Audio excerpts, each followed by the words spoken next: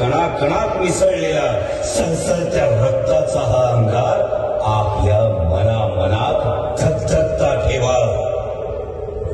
कारण अनाजी रूपी घरभिद्यांची कटकारस्थान आणि अवलंग्यारूपी असुरांची आक्रमणं वाढतच राहतील.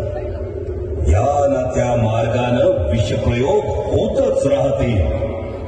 या साऱ्यांचा मुकाबला करण्यासाठी देव, देश आणि धर्माच्या रक्षणासाठी तुमच्या मनातला संभाजी रूपी अंगार ज्वालामुखी बनून उफाळून येईल आणि सळसळेल पुन्हा मराठमोळ्या धमन्यांमध्ये मराठ्यांचं तेच रक्त.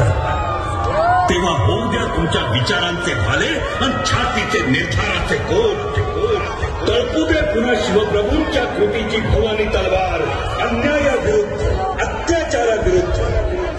आणि तुमतुमू दे सह्याद्रीच्या कडेकपारी एकाच घोषणेनं